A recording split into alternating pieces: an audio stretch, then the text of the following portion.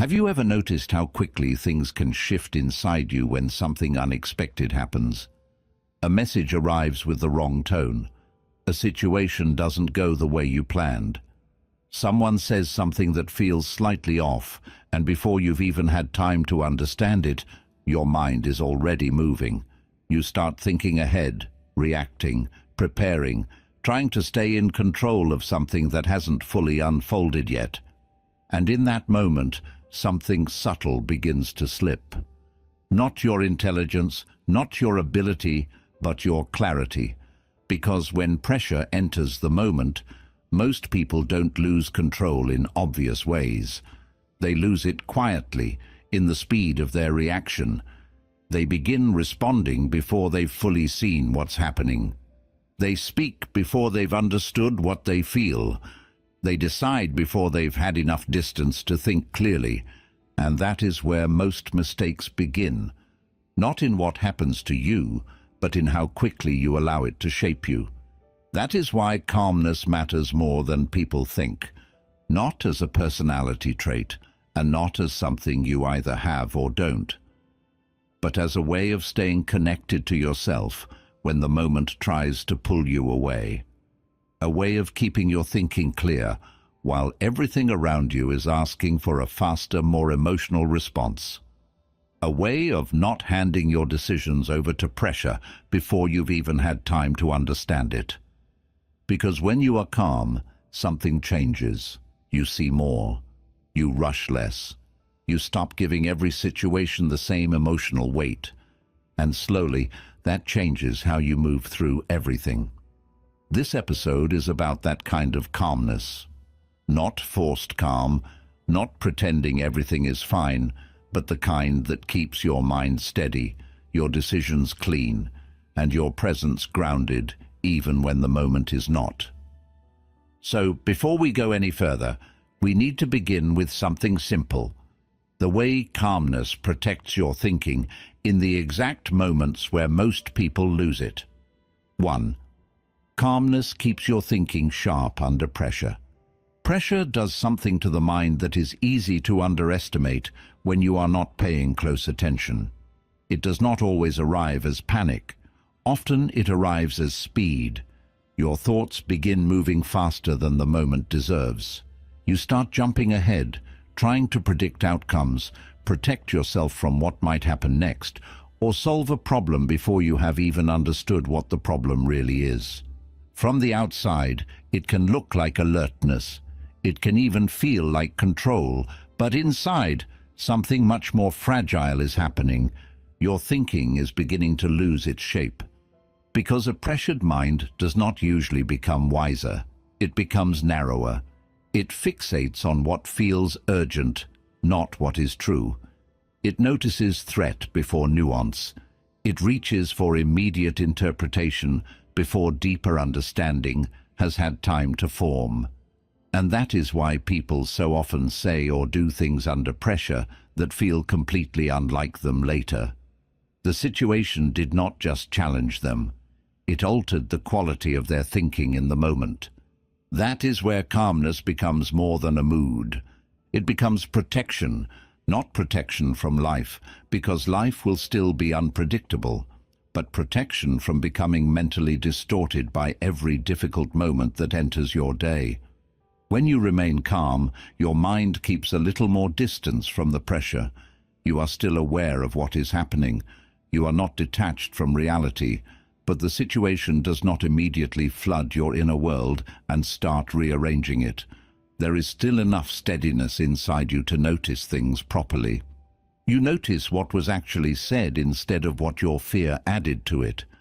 You notice what matters in the situation instead of reacting to every detail equally. You notice whether this is truly serious or simply emotionally loud. And that difference changes everything. Because when thinking stays clear, you do not hand the moment more power than it deserves. You do not start treating a passing tension like a crisis. You do not confuse discomfort with danger. You do not make a temporary emotional wave into a permanent conclusion. Calmness gives your mind enough room to keep seeing accurately, while pressure is trying to make everything feel bigger, faster, and more final than it really is. This becomes especially important in the kind of moments that shape relationships, work, and self-respect. A conversation turns tense. Someone becomes dismissive. A plan changes unexpectedly. You receive information you did not want to hear. In those moments, the quality of your thinking matters more than almost anything else.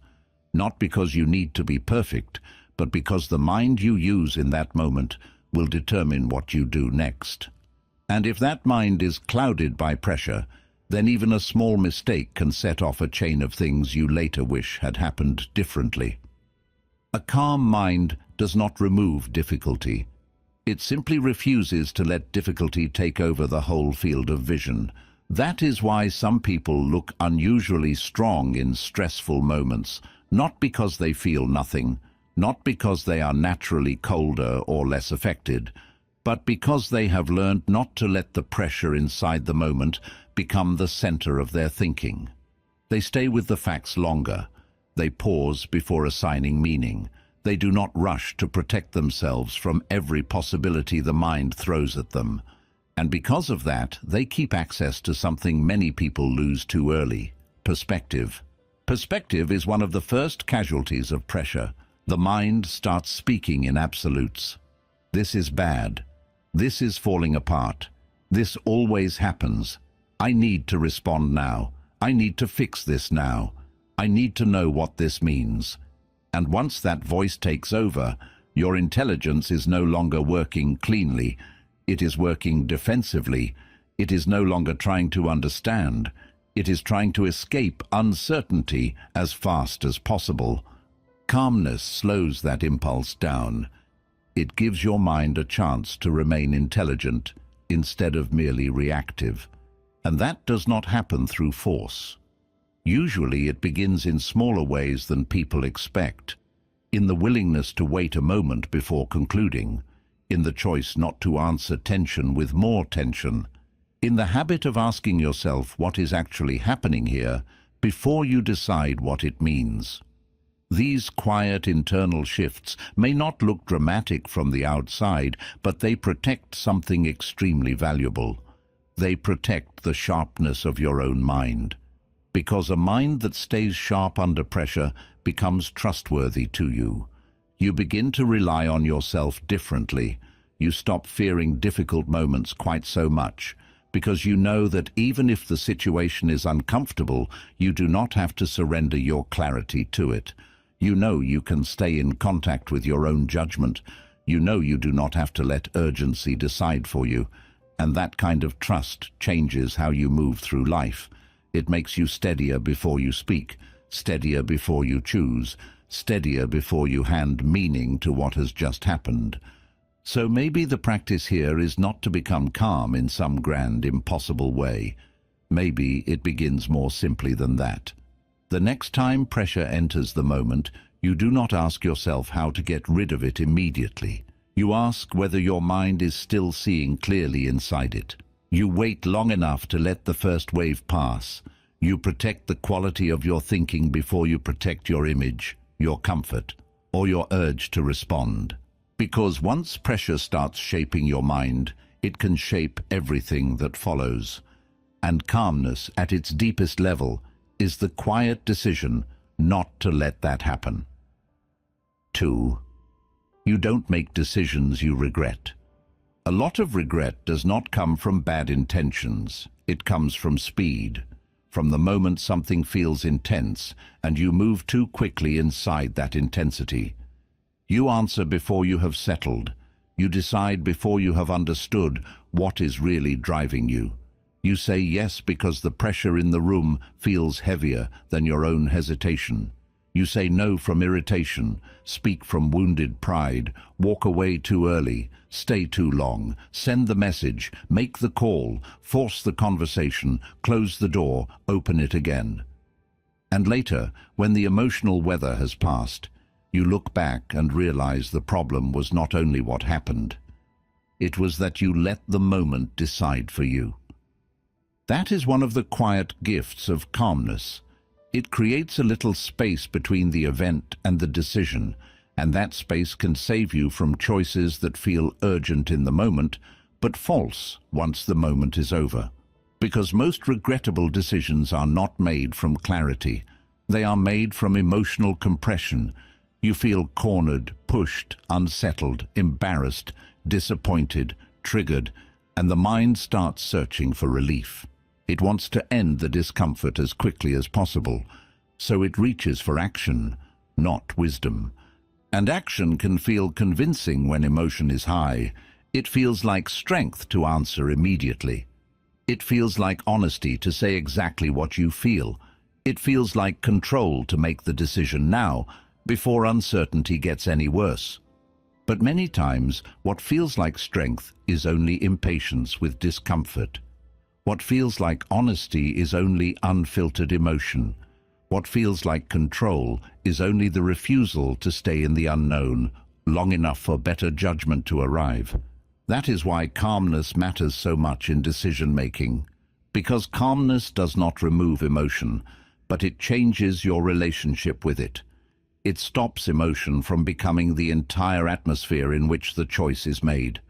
You can still feel hurt, disappointed, frustrated, pressured, uncertain, but those feelings no longer get to sit at the head of the table. They are present, but they are not in charge. And that changes the quality of everything that follows. You start hearing what the moment is asking from you more accurately. Sometimes it is asking for patience, not action. Sometimes it is asking for distance, not discussion. Sometimes it is asking you to wait until your pride, fear, or anger is no longer writing the script. A calm mind can feel the pull to act and still choose not to obey it immediately. And in that refusal, a better decision often begins forming on its own. This becomes especially clear in the kinds of choices people regret the most. The text sent late at night because silence felt unbearable. The apology given too quickly because tension felt heavier than self-respect. The boundary abandoned because someone else's disappointment felt too difficult to sit with. The argument entered because ego wanted the final word. The commitment made because the moment felt emotionally persuasive, even though something quieter inside you was not fully aligned. In all of these moments, the real problem was rarely lack of intelligence. It was lack of calm. Because without calm, the mind starts confusing relief with resolution. It thinks that ending the discomfort of the moment is the same as making the right choice. But those are not the same thing. Relief is immediate. Resolution is often slower. Relief says, do something now so you do not have to feel this anymore. Resolution says, stay with the feeling long enough to understand what would actually be right. And that difference shapes lives more than people realize. A calm person is not always the one who has fewer hard decisions. Often they have just as many, but they do not let every hard moment force a quick answer out of them. They understand that the state you are in when you choose becomes part of the choice itself.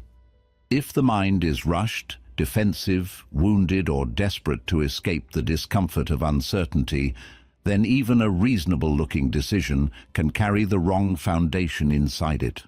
That is why some choices look right on paper and still feel wrong later. They were made from the wrong internal place. Calmness helps you return to the right one. Not perfectly, not every time, but enough to change the pattern, enough to keep you from handing over major decisions to temporary states, enough to let your deeper values catch up with the moment before your impulse turns it into something final. You begin to ask better questions, not what will make this easier right now, but what will still feel clean when this emotion passes. Not what will reduce the tension fastest, but what I can still respect tomorrow. Not what helps me avoid discomfort, but what keeps me aligned with myself. Those questions are difficult to hear when the mind is noisy. Calmness makes them audible So maybe the next time you feel that urge to decide quickly, to answer, to commit, to cut off, to rush toward closure simply because the emotional weight of the moment feels too strong, you do something smaller and wiser first. You let the moment breathe. You let your body settle. You let the first pressure move through you before you treat it as guidance. You do not assume that urgency means truth, because many decisions only look necessary while you are emotionally flooded. And many regrets begin with the simple belief that you had to act before you were ready to see clearly. Calmness protects you from that. It gives your decisions a cleaner origin. And when a decision is born from a steadier mind, even if it is difficult, even if it disappoints someone, even if it carries consequences, it usually leaves behind something regret cannot easily touch. A sense that you did not betray yourself just to escape a moment. 3. Calm people are harder to manipulate. Manipulation rarely announces itself as manipulation. It does not usually arrive with clear intention or obvious control. More often, it moves through emotion, through pressure that feels subtle enough to question, but strong enough to influence you if you are not steady inside yourself. A tone that creates urgency, a reaction that makes you feel responsible, a silence that pushes you to reach, a shift that leaves you wondering what you did wrong. Individually, none of these moments look like manipulation, but together they begin to shape your behavior. They pull you out of your center and into a state where you are trying to restore something that was disturbed. And once you are in that state, your decisions start leaning toward relief rather than clarity. That is where influence becomes easy, because the more emotionally unsettled you are, the more likely you are to act in ways that reduce that discomfort. You explain more than necessary. You soften your boundaries. You agree to things you are not fully aligned with. You stay engaged in conversations that are draining you. You try to fix what someone else keeps destabilizing, and all of that can happen without the other person needing to force anything directly. They only need you to react. This is why calmness changes the dynamic so completely. When you remain calm, that initial emotional hook does not land the same way. You still notice the shift, you still feel the tension, but it does not immediately move you into action. There is a delay, a small but important distance between what happens and what you do about it. And in that distance, the influence loses its momentum. You begin to see the moment instead of being pulled into it. You notice when something feels off without rushing to correct it. You recognize pressure without immediately trying to relieve it. You observe behavior without turning it into a personal responsibility. And because of that, the usual pathways through which manipulation works start closing on their own.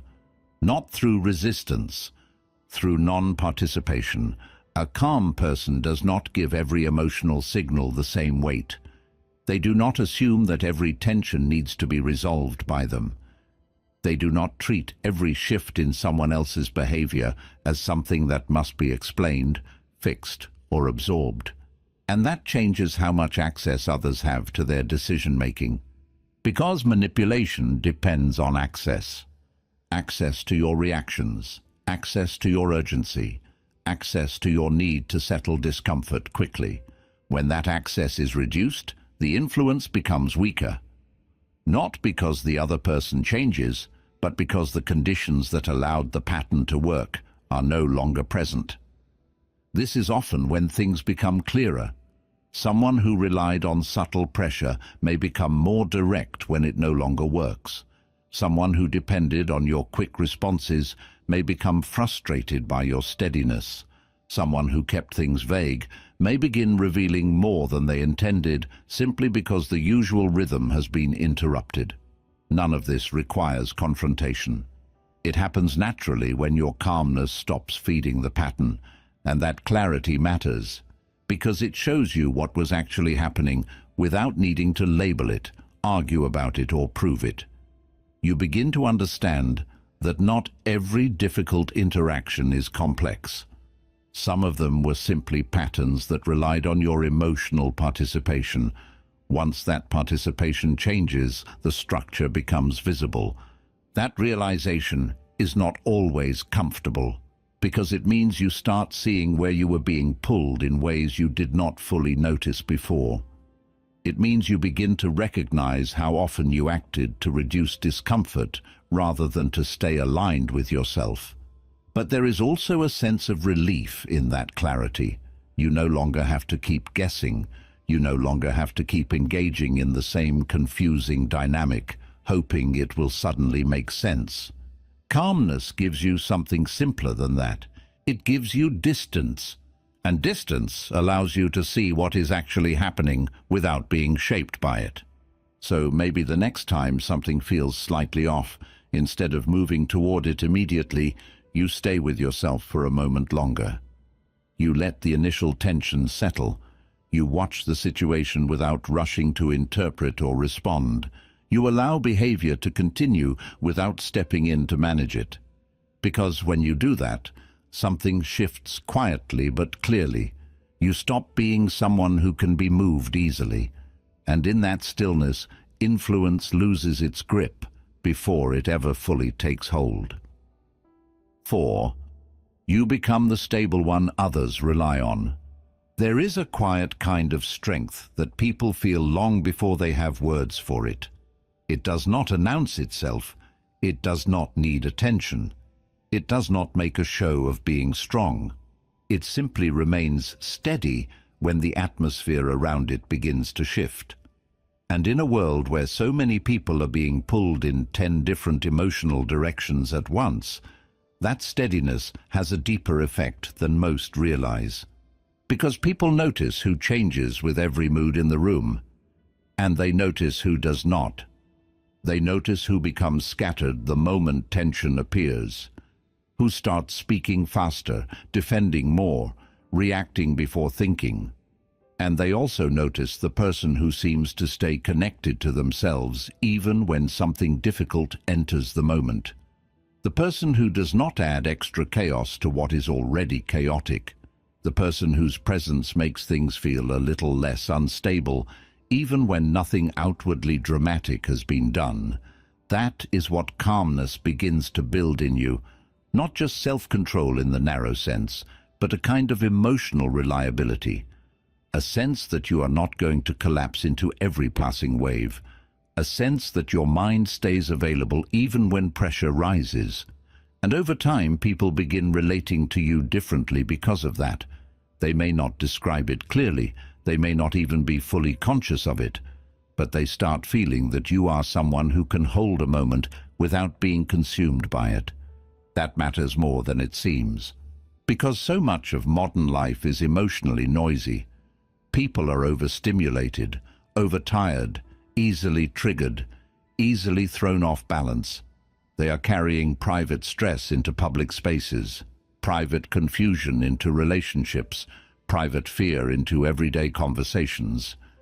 And when everyone is inwardly strained, the person who remains calm becomes more than just pleasant to be around. They become grounding, not because they fix everything, not because they always know what to say, but because their presence does not make the room more unstable than it already is. That kind of presence creates trust, not the shallow kind built on image or charm, but the quieter kind that forms when people sense they do not have to manage your reactions in addition to everything else they are already carrying. They feel that your mind is still available, that your words are not likely to become sharp just because the moment is difficult, that your decisions are not likely to swing wildly because the mood has changed. And because of that, they begin leaning toward you in a different way, sometimes for reassurance, sometimes for perspective, sometimes simply because your steadiness gives them a feeling they have been missing. This is one of the reasons calm people often become central in families, friendships, teams, and relationships without trying to. Stability has weight. It changes the emotional structure around it. When one person remains grounded, Other people begin adjusting to that rhythm, even subtly. A conversation that might have escalated stays more measured. A tense moment that could have spread outward starts losing force. A situation that felt confusing becomes easier to think about because someone in it is not adding more confusion. And yet, there is something important to understand here. Becoming stable does not mean becoming responsible for everyone. That is where many people get lost. They learn to stay calm, and suddenly they become the emotional anchor for everyone around them. The one who absorbs, the one who listens, the one who remains measured while others unravel. There is something generous in that, but it has to be held with wisdom. Real stability does not mean becoming endlessly available to every unstable energy you encounter. It means remaining connected to yourself strongly enough that your calm does not turn into quiet self-erasure. That distinction matters, because the deepest form of steadiness is not performative patience. It is not becoming useful to everyone at the cost of yourself. It is becoming rooted enough that your presence brings steadiness without needing to abandon your own center in the process. People may rely on you, yes, but what they are truly relying on is the fact that you are not constantly at war with the moment. And that inner condition changes relationships in ways that are hard to fake. People speak more honestly around someone who stays calm. They think more clearly around someone who does not rush. They trust more easily around someone whose reactions do not feel dangerous or volatile. And even when they cannot say exactly why, they feel the difference between someone who merely looks composed and someone who is actually inwardly steady. So maybe the real shift is not that calmness makes you seem stronger.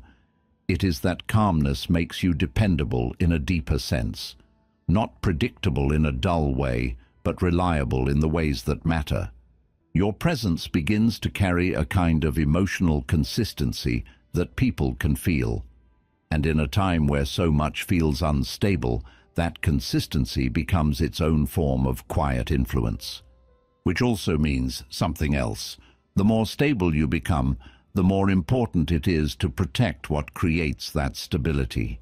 To not waste it on every unnecessary conflict. To not let every passing tension disturb it. To not let people turn your calm into something they expect you to hand over on demand. Because the value of steadiness grows precisely when it is rooted in self-respect, not in overextension. And after a while, the change becomes unmistakable. People stop coming to you only because you speak well. They come because your presence does something words alone cannot.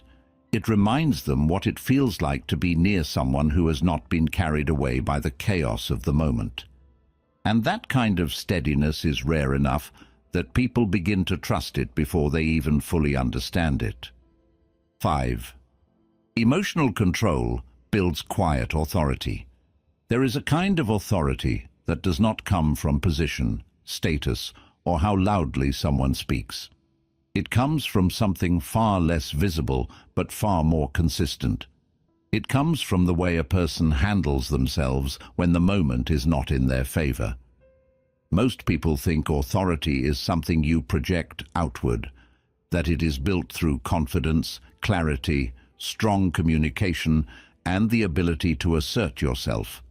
And while all of that can matter, there is another layer beneath it, one that becomes noticeable only in moments where things become uncomfortable, uncertain, or emotionally charged, because that is where real authority either holds or disappears. When someone loses control of their reactions, even briefly, something changes in how they are perceived. It may not be obvious, and it may not be spoken out loud, but people feel it. The tone becomes sharper, the presence becomes less steady, the interaction starts to feel less grounded. And even if the words are technically correct, something underneath them begins to weaken. Not because the person is wrong, but because they are no longer fully in control of themselves. That is why emotional control has such a strong effect on how you are experienced. When you remain calm in moments where reaction would be easy, people notice, not in a dramatic way, but in a quiet shift in how they relate to you. They begin to sense that your state is not easily influenced, that your words are not driven by impulse, that your presence does not fluctuate with every change in tone or pressure, and that steadiness carries weight. Because authority at its core is not about dominating others. It is about not being dominated by the moment. It is the ability to stay connected to your judgment even when emotions are rising. The ability to respond instead of react. The ability to let things unfold without needing to control them immediately. And over time, that ability shapes how people listen to you, how they speak to you, and how much influence your presence has in any interaction. You do not have to demand respect. You begin to carry it differently. This becomes especially clear in conversations where tension is present. Someone becomes defensive. Someone raises their voice slightly. Someone tries to push the interaction in a direction that feels reactive. In those moments, most people adjust to the emotional tone of the situation. They match it. They answer intensity with intensity, speed with speed, pressure with more pressure. But when you do not follow that pattern, something changes. The escalation has nowhere to land. The conversation either steadies itself or reveals something about the other person that would not have been as clear otherwise. And in both cases, your position remains intact. Not because you controlled the situation externally, but because you did not allow it to control you internally. That is where quiet authority begins. It is not something you claim. It is something that becomes visible through consistency, through the repeated experience of being someone who does not lose their center every time the environment becomes unstable, someone whose responses feel measured, not forced, someone whose presence does not depend on being agreed with, validated, or immediately understood. And people adjust to that. They become more careful with how they approach you, more attentive to your words, more aware that your reactions are not easily triggered, and that awareness changes the dynamic without you needing to assert anything directly. This is why emotional control is often more influential than emotional expression, because expression can be shaped by the moment, but control is shaped by something deeper. It reflects a level of internal order that does not shift every time something external does. And that internal order creates a sense of reliability that people can feel, even if they cannot explain it. At the same time, it is important to understand that emotional control is not suppression. It is not about ignoring what you feel or pretending that nothing affects you. It is about not letting what you feel take over your thinking before you have had time to understand it. It is about allowing emotion to exist without turning it into immediate action. It is about keeping your inner state from being rewritten by every passing situation. And that distinction matters, because when emotional control becomes natural, it does not make you distant. It makes you precise. You still speak. You still respond. You still engage. But you do it from a place that is not rushed, not scattered, not pulled by every shift in the moment. And that is what gives your presence a different kind of authority, not loud, not forced, not dependent on recognition. Just steady enough that people feel it without you needing to explain it. And over time, that kind of authority becomes something you do not have to maintain consciously. It becomes the way you move through the world, quietly but unmistakably grounded in the fact that you are no longer reacting to every moment as if it has the power to define you. 6. Calmness prevents escalation in conflict. Most conflicts do not begin as something serious. They begin as something slightly off. A comment that carries a sharper edge than expected. A tone that feels dismissive. a misunderstanding that could be clarified in a few words. At that stage, the situation is still small. It has not fully formed into a problem yet. What determines whether it grows is how it is answered. Because conflict rarely escalates on its own, it escalates through reaction, through the way one response pulls another response, which then pulls a stronger one, until the original moment is no longer even the center of what is happening. The conversation becomes about defending, correcting, proving, or releasing tension, and the situation takes on a life that it never needed to have. This is where calmness changes the direction entirely. When you stay calm at the beginning of a tense moment, you interrupt that chain before it builds momentum. You do not add extra intensity to something that is already unstable. You do not answer tone with tone. You do not respond from the first emotional reaction that rises inside you. And because of that, the situation often has nowhere to expand. It begins to settle instead of grow. That does not mean the tension disappears immediately. Sometimes it remains present for a moment. But without being fed, it loses its ability to develop into something larger. The conversation stays closer to what actually happened, rather than drifting into layers of interpretation and reaction that make it harder to resolve. This becomes very clear in everyday interactions. A disagreement at work, a misunderstanding in a relationship, a comment that feels unfair. In all of these situations, there is usually a brief window where the direction of the interaction is still open. It can move toward clarity, or it can move toward escalation. And often, that direction is decided by the first reaction. If that reaction is calm, the situation stays manageable. If that reaction carries tension, the situation begins to amplify it. What makes this difficult is that reacting quickly can feel justified. When something feels unfair or disrespectful, the impulse to respond immediately feels like self-respect. It feels like standing your ground, protecting your position, making sure you are not being overlooked or misunderstood. But there is a difference between protecting yourself and intensifying the moment. Calmness does not mean you accept everything. It does not mean you avoid speaking up. It means you choose the moment and the way in which you speak, rather than letting the situation force it out of you. And that difference is often what keeps a conversation from becoming something it never needed to be. Because once escalation begins, clarity becomes harder to reach. People stop listening. They start defending. They respond to tone instead of content. And the original issue gets buried under everything that followed it. A calm response keeps the focus closer to the actual point. It allows space for the other person to adjust without feeling attacked. It keeps your own thinking clear enough to say what matters instead of what simply releases tension. And in many cases, it prevents the need for a much larger conversation later, one that would have required far more effort to repair. At the same time, calmness also reveals something important. If a situation escalates even when you remain calm, that tells you something about the dynamic itself.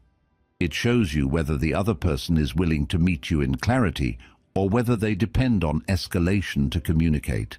And that information is valuable because it helps you understand what kind of interaction you are actually in, rather than what you hoped it would be. So calmness does not just prevent conflict. It also clarifies it. It shows you what can be resolved and what cannot. It shows you where mutual understanding is possible and where it is not. And it allows you to respond to that reality with more awareness instead of more reaction. So maybe the next time a situation begins to tighten, you do not rush to match its energy. You stay with yourself long enough to choose how you enter the moment. You let the first reaction pass before you give it language. You speak from a place that is steady rather than immediate. Because in many cases, conflict does not need to be fought. It needs to be prevented from growing. and calmness is often the quiet decision that stops it before it ever becomes something you have to deal with later. 7. Calm responses shift power dynamics instantly. Power in human interactions is often misunderstood because people imagine it as something dramatic. They think of control as the louder voice, the sharper comeback, the stronger display of certainty. They think the person with the most visible force must also be the one with the most influence. But real power rarely feels that obvious while it is happening. Very often, it shows itself in the person who does not get pulled, the person who does not speed up when the room becomes tense, the person who does not become smaller when someone grows more intense, the person who does not rush to defend, explain, prove, or emotionally catch up with the pressure that has just entered the moment. That kind of calm response changes something immediately, even before much has been said. Because the emotional direction of an interaction depends on who is setting the pace. If someone enters a conversation with urgency, irritation, passive aggression, or subtle pressure, they are not only communicating content, they are also trying, consciously or not, to shape the emotional atmosphere.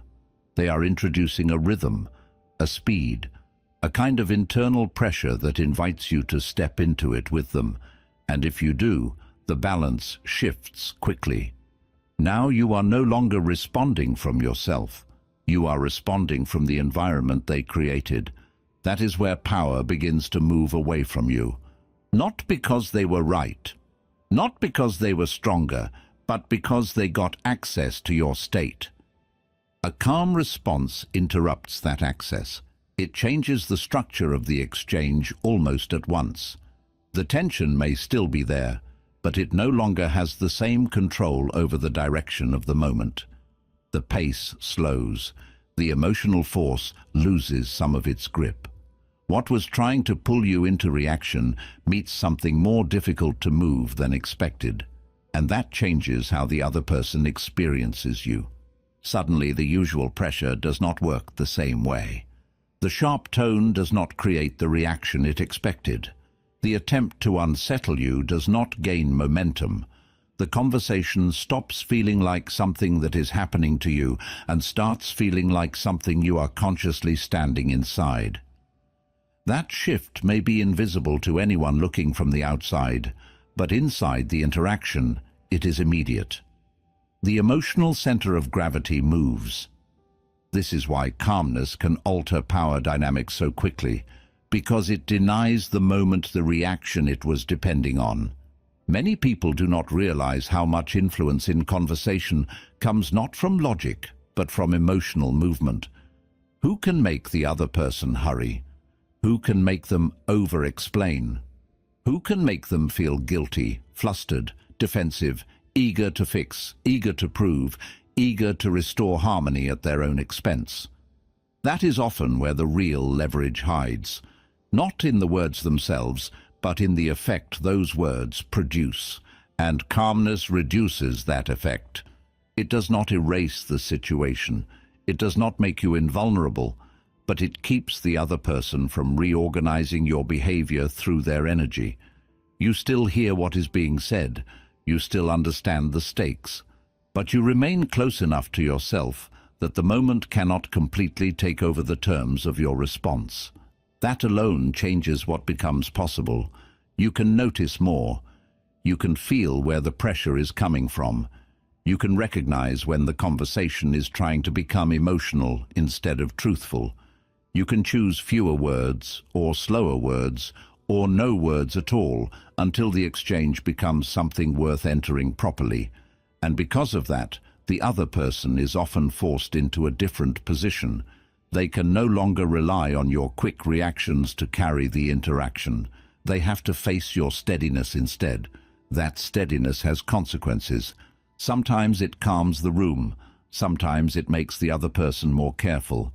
Sometimes it exposes how dependent they were on getting a certain kind of response from you. But in every case, something shifts. The moment no longer belongs entirely to the loudest energy in it. It begins to belong more to the person who can remain internally organized while it unfolds. And that is a different kind of power than most people are used to respecting. It is not theatrical. It does not need a winning line. It does not announce itself. But people feel it. They feel when their urgency does not move you. They feel when their frustration does not make you abandon your center. They feel when they cannot easily push you into a reaction that would make the rest of the conversation easier for them to control. And often, that feeling is enough to change how they proceed. So maybe the next time an interaction begins to tilt in that direction, where tension is trying to decide the pace, you do not answer that pace with more speed. You do not let the moment force your tone, your timing, or your clarity away from you. You stay with your breath, your rhythm, your own internal ground for a little longer than the situation expects. Because sometimes the strongest shift in power happens the moment you stop letting the room tell your nervous system what to do. And a calm response, used well, can do that faster than almost anything else. 8. You stop reacting to things that don't matter. One of the most exhausting habits a person can develop is not constant work or even constant worry. It is the habit of treating too many things as if they deserve a piece of your inner life. A passing comment stays with you. A stranger's tone follows you longer than it should. A small inconvenience shifts the entire mood of the day. An awkward moment keeps replaying in your mind as if it carries more meaning than it actually does.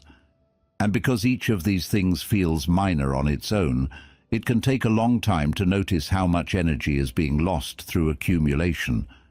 That is what makes this pattern so costly.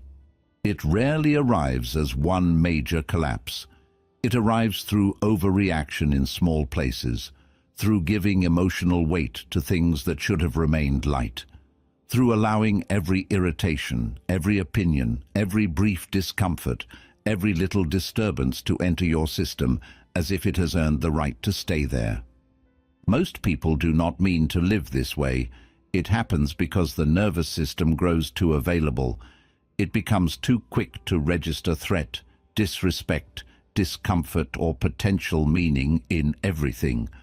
And once that becomes normal, the day starts filling with unnecessary emotional labor. You are not just living your life anymore. You are processing too much of it at once, and often too deeply. This is where calmness begins to change something important. It does not make you indifferent in a careless way. It simply gives you better judgment about what deserves a response and what deserves to pass through without leaving a mark. A calm mind does not assign the same significance to everything. It can feel a moment without immediately turning that moment into a story, a problem, or a reaction.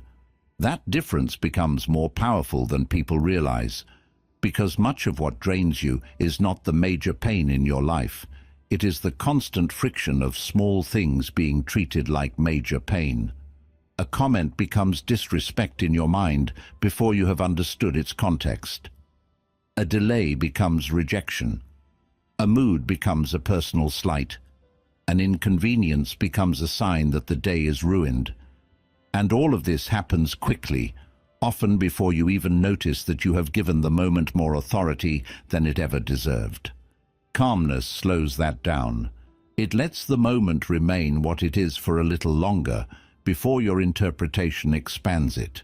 It allows your mind to ask whether this is truly significant or simply present, whether it deserves attention or is only asking for reaction, whether it belongs in your life for 5 minutes, or whether you are about to carry it for 5 hours because your mind has not learned the difference yet. That is a hard difference for many people, not because they are weak, but because modern life trains reactivity. Everything asks for emotional participation, notifications, opinions, constant updates, constant interpretations, constant signals telling you that your attention should move here now, and then there, and then somewhere else again. A person can become so used to this restless responsiveness that they no longer remember what it feels like to let something go before it fully forms. And that is exactly what calmness helps restore. It helps you recover a sense of proportion. You begin to notice that not every awkward interaction needs replay. Not every opinion needs your private concern. Not every irritation deserves a place in your body. Not every moment of discomfort needs to become a subject of reflection. Some things can simply remain small. Some things can stay unfinished without becoming heavy. Some things can pass without you needing to turn them into evidence of something larger. That shift is deeply freeing, because once you stop reacting to things that do not matter, you begin to have more of yourself left for the things that do. Your attention becomes less fragmented. Your mood becomes less vulnerable to the environment. Your peace stops depending on whether the day unfolds exactly the way you hoped, and perhaps most importantly, you begin to trust yourself not to be emotionally pulled in every direction by whatever happens to cross your path. This does not mean you become numb. It means you become selective. You begin to understand that one of the most mature forms of self-respect is deciding what is no longer worthy of entering your inner world. Not because you are above life, but because you are finally learning that your inner life has value, that your energy is limited, that your calm is too important to keep handing over to every passing disturbance simply because it knocked on the door. So maybe the practice here is quieter than it sounds. The next time something small unsettles you, instead of immediately following it inward, you pause long enough to ask a simpler question. Will this still matter once the moment passes, or am I about to give it more life than it has earned? Very often, that one question is enough to stop a reaction before it becomes a pattern. Because the truth is, many things only become emotionally powerful because you keep agreeing to carry them. And calmness begins to change your life the moment you stop saying yes to that agreement. 9. Calmness builds long-term resilience. Resilience is often imagined as something dramatic. The ability to endure major hardship, to recover from big losses, to stand firm when life becomes overwhelming. And while those moments do reveal resilience, they are not where it is built. Resilience is built much earlier than that. It is built in the small, repeated moments where something unsettles you, and you do not let it take over your inner state. It is built in the way you handle ordinary pressure, ordinary tension, ordinary discomfort. Not once, but consistently, and over time, those moments begin to shape how your mind responds to difficulty in general, because the nervous system learns from repetition. If every small disturbance leads to a strong reaction, your system becomes more sensitive, not less. It starts expecting disruption. It becomes quicker to interpret things as stressful. It prepares itself for intensity even when the situation does not fully require it. And eventually, even moderate challenges begin to feel heavier than they actually are. This is how people become easily overwhelmed without understanding why. Not because life suddenly became too difficult, but because their internal response to difficulty has been trained in a certain direction, a direction where tension is quickly amplified, where discomfort is quickly personalized, where pressure is quickly turned into something that must be resolved immediately. Calmness begins to retrain that pattern. Every time you experience a moment of tension and remain steady inside it, your system learns something new. It learns that not every disruption is dangerous. It learns that discomfort can be present without needing to be removed instantly. It learns that you can stay connected to yourself even when the situation is not fully under control. And those lessons accumulate. At first, the change is subtle. You notice that things that once bothered you deeply now pass more quickly. Situations that would have occupied your mind for hours now lose their hold sooner. Your recovery becomes faster, your reactions less intense, your thinking more stable under pressure. Nothing about the outside world has necessarily become easier, but your relationship to it has shifted. That shift is resilience. Not the absence of difficulty, but the ability to move through difficulty without losing yourself inside it. Over time, this begins to affect how you approach larger challenges as well. Because when your system is no longer trained to escalate every small tension, it has more capacity available when something truly difficult appears. You are not already depleted. You are not already carrying the weight of 100 minor reactions.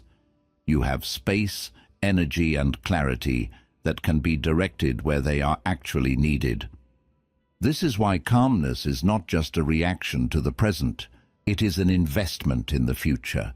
You are shaping how your mind will respond to things that have not even happened yet. You are building a baseline that will determine whether future pressure feels manageable or overwhelming. And that baseline is not created in extraordinary moments. It is created in the ordinary ones, repeated over and over again. There is also something else that begins to change. You stop fearing difficulty in the same way. Not because you expect life to be easy, but because you trust your ability to remain steady when it is not. You know that even if something challenging appears, you do not have to become chaotic inside it. You have experienced yourself staying grounded before. You have seen how your mind can remain clear when you do not rush into reaction. And that experience becomes a quiet source of confidence. Not loud, not performative, but stable. You begin to carry yourself with a different expectation. That difficulty will come, but it does not have to take everything with it. That tension will appear, but it does not have to rewrite your inner state. That uncertainty will exist, but it does not have to become panic. And that expectation changes how you move through life, because resilience is not only about surviving what happens, it is about not becoming something fragile in the process. So maybe the shift here is not about trying to be stronger in the moments that matter most. Maybe it is about becoming steadier in the moments that seem to matter least, letting small discomfort pass without turning it into something larger, letting pressure exist without immediately trying to escape it. Letting life move without needing to control every part of it. Because those small choices are not as small as they seem. They are building something inside you that will decide how you meet everything that comes next. And over time, that becomes one of the most valuable forms of strength a person can have. Not the kind that appears only when things go wrong, but the kind that has been quietly growing long before anything did. 10. You conserve mental energy. One of the least visible forms of exhaustion is mental exhaustion that does not seem to come from anything important. You may not have done that much. You may not have faced a major crisis. And yet by the end of the day, your mind feels crowded, strained, and unusually tired. Not because life asks too much of you in any one moment, but because too many small things were allowed to take more of you than they should have. That is one of the hidden costs of reactivity. When you are easily pulled by tension, easily disturbed by tone, easily caught in anticipation, irritation, overthinking, or emotional correction, your mind is constantly spending energy on things that never deserved that level of involvement. A small conversation follows you for hours.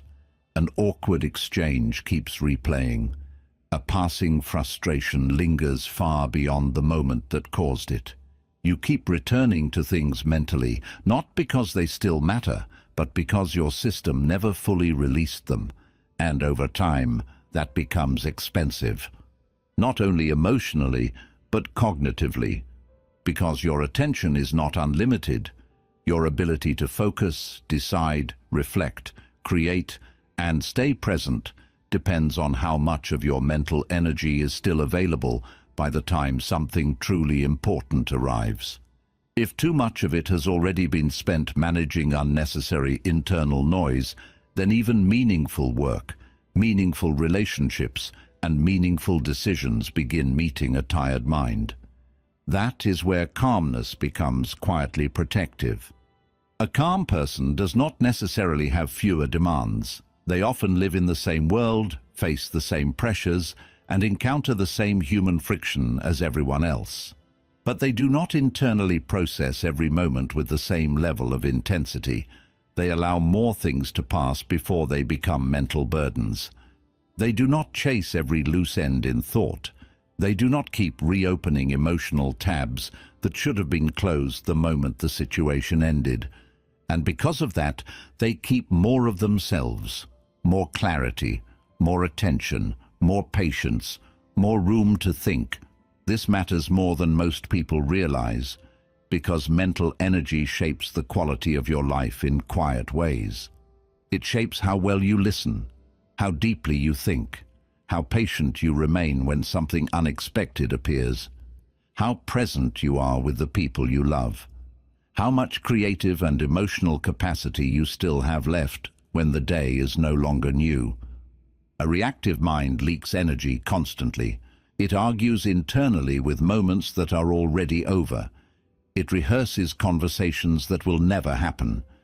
It stays emotionally available to things that no longer deserve access. It keeps spending on what should have been released, and by the time something genuinely meaningful needs your mind, you are already partially depleted. Calmness changes that pattern by reducing waste, not by making you indifferent, but by making you more selective, more aware of what deserves deeper processing and what simply needs to be noticed and left behind. You stop treating every disturbance as if it belongs in your long-term memory. You stop turning every unfinished feeling into an ongoing task. You begin to understand that one of the most intelligent things you can do for your own mind is to stop making it carry what should have remained temporary. That shift can feel surprisingly physical. Your mind feels less crowded when you wake up. You do not drag as many interactions into the next day. You feel less internally busy for no clear reason. You notice that your attention lasts longer because it is not constantly being broken by emotional residue. And this is where calmness starts becoming more than a personality preference. It becomes a way of protecting your capacity, a way of making sure that your best energy is not used up in places where it produces no real return. Because a lot of people do not need more discipline, more ambition, or more effort as much as they need less waste, less unnecessary mental re-entry into things that have already passed, less private agitation over what cannot be changed, less emotional participation in moments that were never meant to become central. A calm mind conserves itself. It does not hurry to spend its strength on every passing event. It knows that not everything deserves analysis, not everything deserves emotional depth, and not everything deserves to live in your thoughts after the moment has already gone. It understands that peace is not only about how you feel, it is also about what you stop carrying. So maybe the next time you notice your mind starting to circle around something small, something already finished, something that should not still be taking up space, you do not immediately follow it down. You pause and ask whether this deserves more of your attention or whether your mind is simply used to spending energy where it no longer needs to. That question can save more of you than it seems, because mental energy is one of the quiet foundations of a good life. When you have it, everything works better. Your thoughts are cleaner, your patience is deeper, your decisions feel less forced, your presence becomes more whole. And calmness is one of the few things that protects that energy before the world gets the chance to drain it carelessly. After a while, that protection becomes visible in the way you live.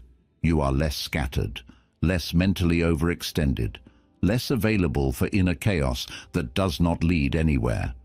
And what remains is not emptiness. It is usable strength, the kind your mind can actually build a life with. 11. Calmness protects your body from constant stress. Most people think of stress as something that happens in the mind. Thoughts, worries, pressure, overthinking. But the body does not experience it that way. The body experiences stress as signals: tension in the chest, tightness in the jaw, shallow breathing, a constant alertness that never quite turns off. And when those signals repeat often enough, they stop feeling like signals and start feeling like your normal state. That is where the real cost begins. Because the body does not easily separate major stress from minor stress, if your system is constantly reacting, constantly preparing, constantly bracing for something, it begins to live in a state of low-level tension that slowly wears it down. Not in dramatic bursts, but in quiet, cumulative ways. Sleep becomes lighter.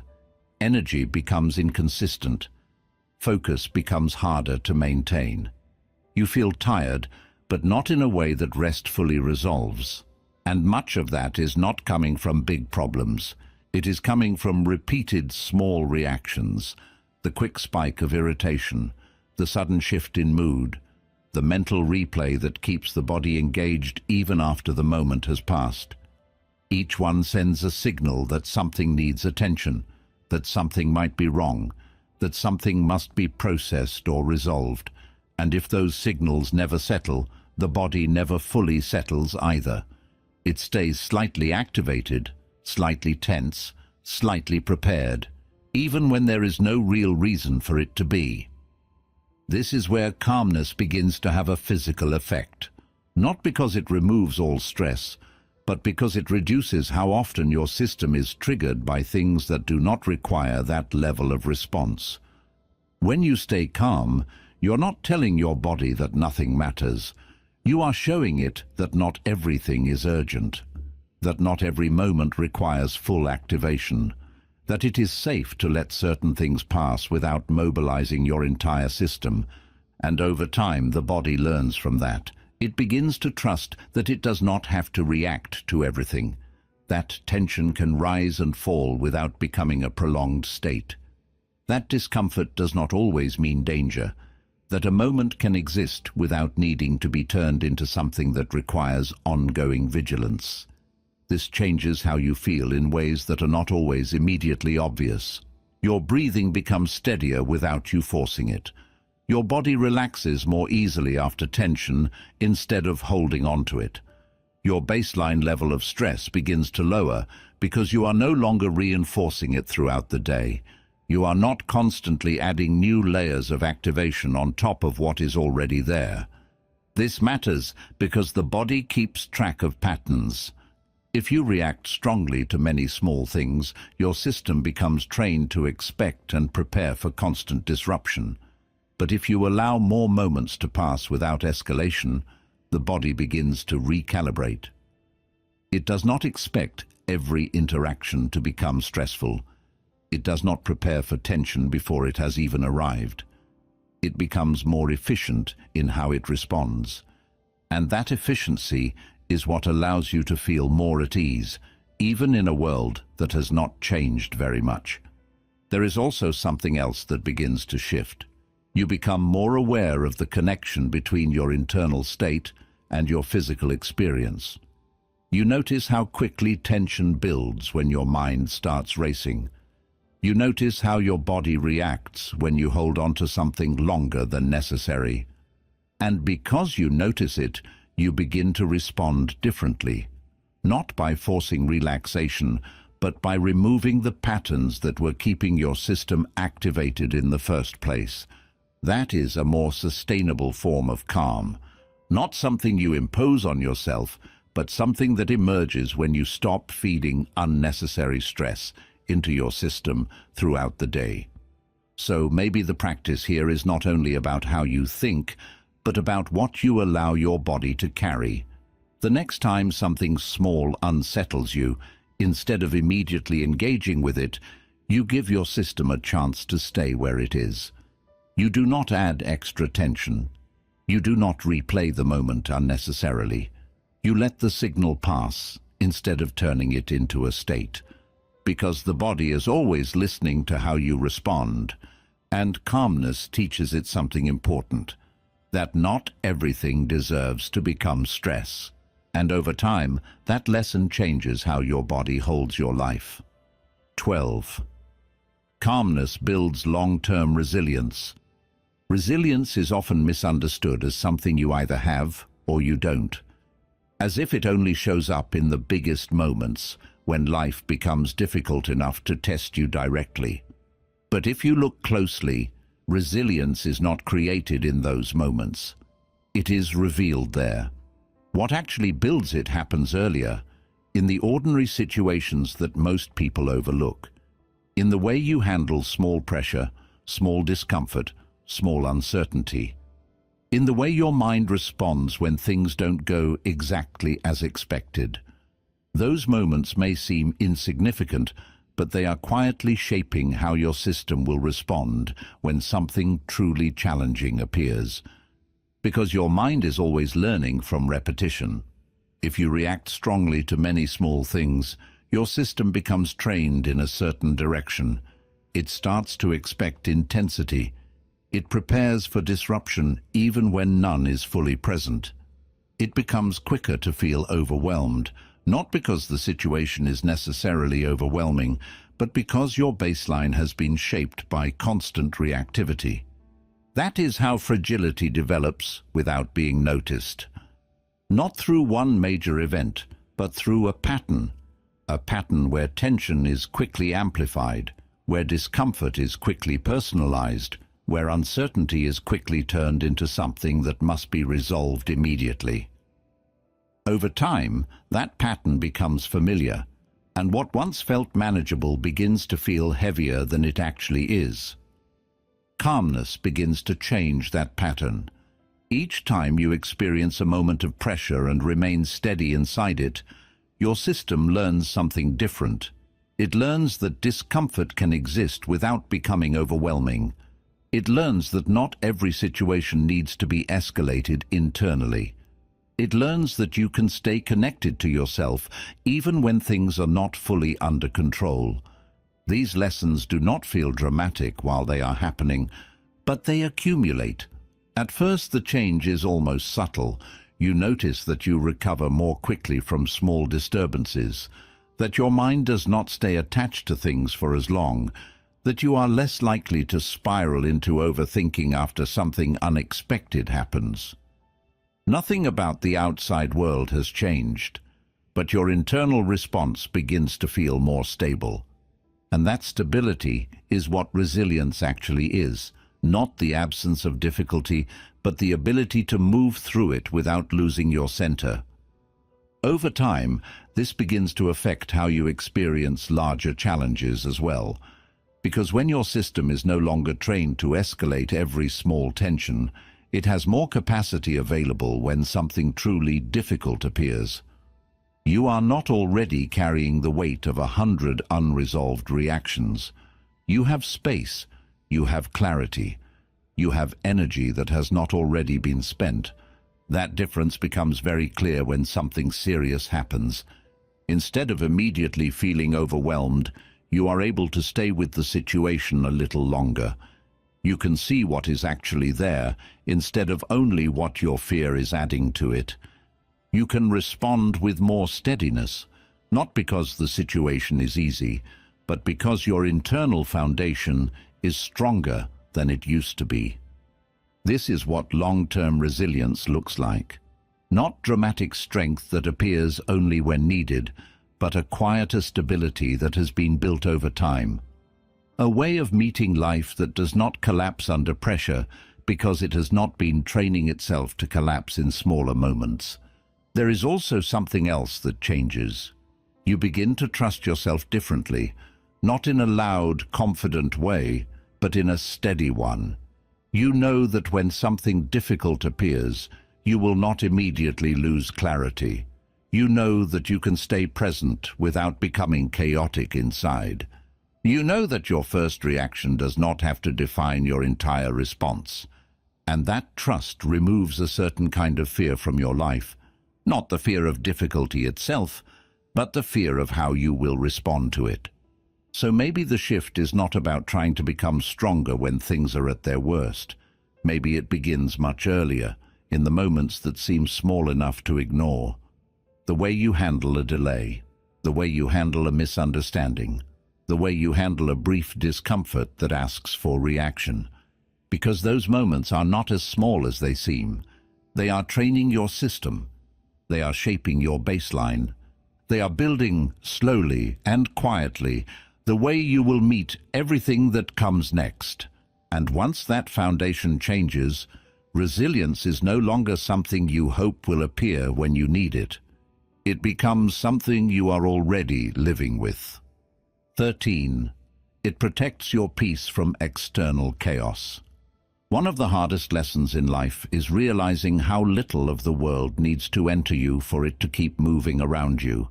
Most people do not suffer only because life is noisy. They suffer because too much of that noise is allowed to cross the threshold and settle inside. Other people's moods become your tension. Other people's urgency becomes your pressure. Other people's confusion becomes your mental burden. And before you notice what has happened, your inner world is no longer being shaped by your own values, attention, and rhythm. It is being shaped by whatever chaos happened to come near you that day. That is what calmness begins to protect you from. Not by removing you from life, and not by making you indifferent, but by creating a boundary between what is happening around you and what gets to take root within you. That boundary is subtle. It does not announce itself. It appears in the moments where something chaotic enters the room and, for once, does not immediately take over your nervous system.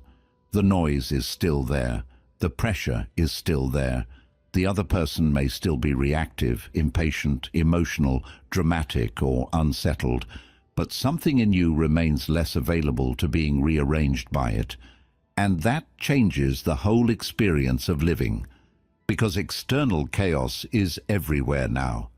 It is in the pace of communication, the emotional volatility of people, the constant stream of information, the friction of modern life, the way everyone seems slightly overstimulated and slightly overextended all the time. If you are not careful, you can begin to live in a state where your inner life is constantly being shaped by things you never consciously chose. By speed, by tension, by interruption, by emotional contagion, by the habit of absorbing more than your mind and body were ever meant to carry. A calm mind resists that absorption, not through force, but through steadiness. It does not treat every external disturbance like an internal emergency. It does not rush to merge with the atmosphere around it. It stays close enough to itself that the outside world has to remain outside a little longer before it is allowed to become personal. That distinction can save you. Because many people do not lose peace all at once. They lose it gradually, through exposure without boundaries. A difficult conversation lingers too long. Someone's instability follows them home. A stressful moment at work ends physically, but not mentally. They are technically alone, yet still inwardly surrounded by everything that happened. The body is home, but the nervous system is still living in the room where the tension occurred. And when that becomes normal, peace starts to feel distant, fragile, almost unrealistic. Not because it is impossible, but because too much of what does not belong to you has been allowed to stay. Calmness begins undoing that pattern.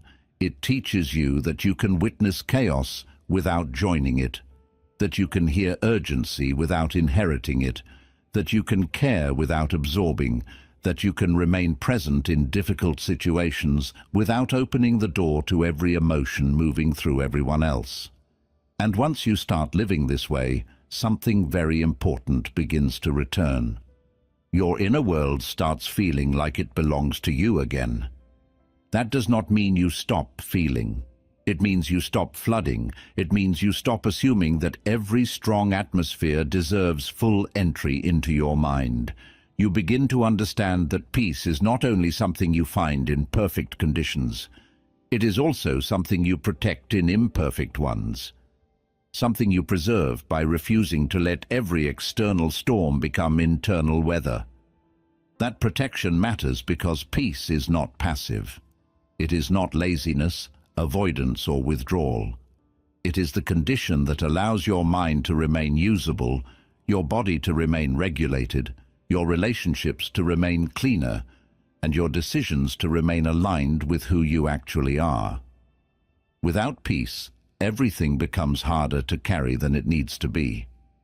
With it, even difficult things can be met without losing yourself in them. So maybe the next time the world around you becomes loud, rushed, dramatic, or emotionally scattered, you do not ask how to control all of it. Maybe you ask something quieter and more powerful than that. What in this moment truly belongs inside me? What deserves my attention, and what is only passing near me? What needs care, and what is only asking for reaction? Those questions create a line between your life and the chaos around it. And that line is where calmness becomes more than a coping skill. It becomes a form of protection. Because the world will remain noisy, people will remain unpredictable, pressure will keep appearing in different forms. But once calmness becomes part of the way you live, those things no longer get unlimited access to your peace. And that may be one of the most important changes a person can make. Not learning how to make the world calmer, but learning how to remain inwardly undisturbed by everything in it that has not earned the right to live inside you. There is a moment, usually quiet, where you start noticing that your life feels different, not because everything around you has improved, but because you are no longer being moved by everything the way you used to be.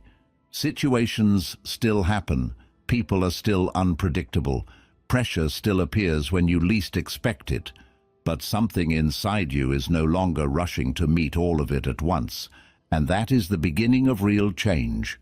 Because calmness is not about controlling life. It is about no longer handing life the ability to control you so easily. It is about keeping your thinking clear when pressure tries to distort it. It is about not letting emotion decide for you before you have had time to understand what you actually want. It is about seeing people more accurately, conserving your energy, protecting your body, and keeping your inner world from becoming crowded with things that were never meant to stay. None of this requires perfection. It begins in smaller choices than that.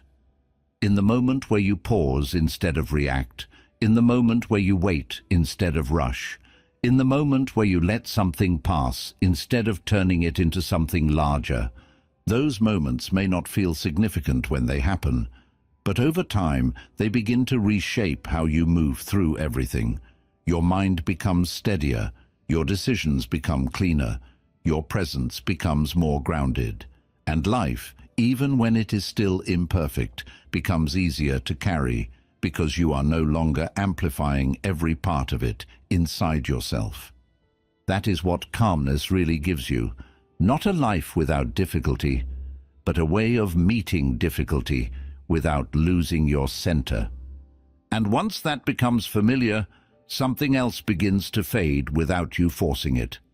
The need to react to everything, the need to fix everything, the need to be affected by everything.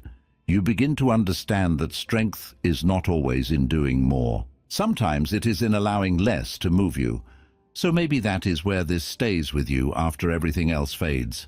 Not as a rule, and not as something you try to perform, but as a quiet awareness you return to when things begin to pull at you again. That you do not have to match the pace of every moment. That you do not have to let pressure decide your response.